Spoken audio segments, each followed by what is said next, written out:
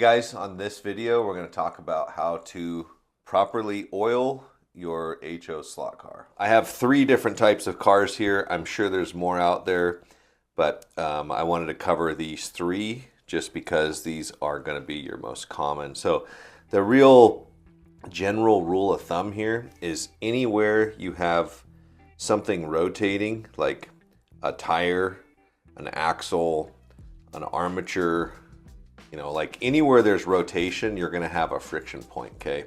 So you want to use a small amount of oil on all friction points. So one common thing that all of these cars have is going to be front axle spinning inside of a chassis. So you would definitely want to put a little bit of oil there on each of these.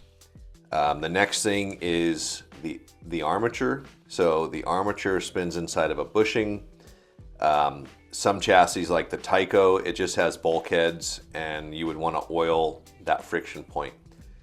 The can motor, you want to get some oil on there if you can. Sometimes there isn't access to this side, which is kind of a design flaw, but you can put a little bit of oil on there.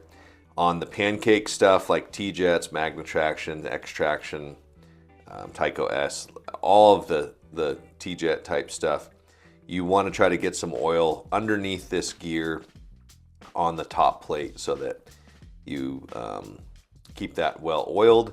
Also on these 2, you want to just anywhere that plastic or metal comes in contact with plastic or metal, okay? So that's the general rule. There are some places that you want to kind of minimize the amount of oil used. So for example, back to the N-Bell or on the Tyco or even on a can motor. This would also apply to like an SRT or a Super 7. You don't want to oversaturate this bushing, okay? And the reason for that is because right on the other side of that bushing is the commutator for the motor. And you don't want to get a bunch of oil on that. Otherwise, you'll kill the performance of the motor. Whereas on the T-Jet or on the Magna Traction or X-Traction, it doesn't have that problem here, but when you get to the bottom side, this friction point, you do want to be careful with how much oil you put on there because your brushes are right here, okay? So just something to point out. I'm going to flip these cars over real quick so that we can talk about the rear end of the car. So friction point is going to be where the axle touches the chassis. So all of them have that friction point. I also, on the high performance stuff where you've used shim packs, so like this one has some shims here. This car, actually, yeah, this car has a shim. I like to oil that shim pack as well. So not only am I oiling the axle and the chassis, but I'm also oiling between the gear and the shim pack. And once again, I mean, we're talking about a very small amount of oil there. But you want to make sure that you do that.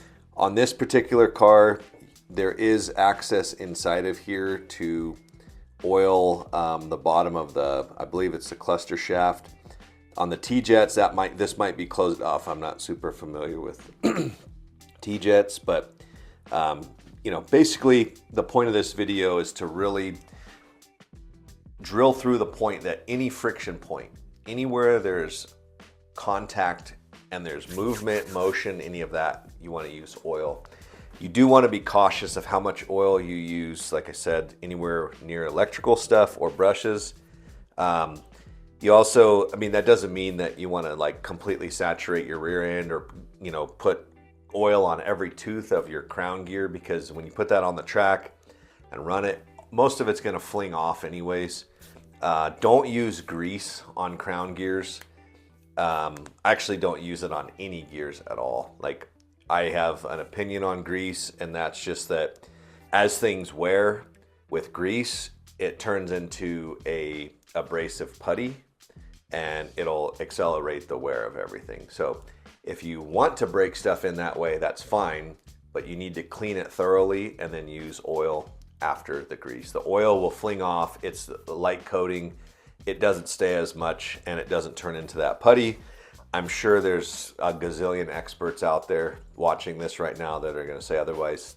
keep doing you. I don't really care. I'm just telling you my opinion on it. So we use this is an old oil bottle that I've been using for years, but we use a Teflon filled oil. It's pretty thick. It's not super thin, but I like it because it has Teflon in it, so it's super slick.